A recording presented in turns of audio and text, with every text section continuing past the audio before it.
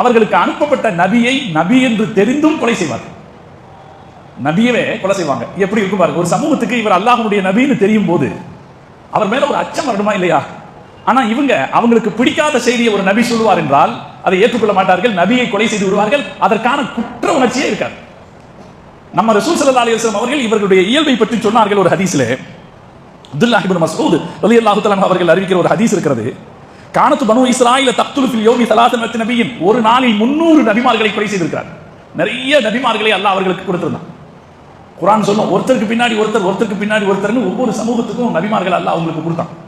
ஒரே நாளில் நூற்றுக்கணக்கான நபிமார்களை அவர்கள் கொலை செய்தார்கள். சும்மா யகூமு சூக்குன், சாயந்தரம் அவர்களுக்கு சந்தை நடக்கும்.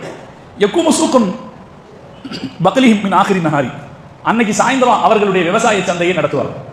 அப்படின்னா காலையில நபியை கொலை செய்வாங்க, ஒண்ணுமே நடக்காதது மாதிரி அன்னைக்கு சாயந்தரமே அவர்களுடைய சந்தை நடக்கும்.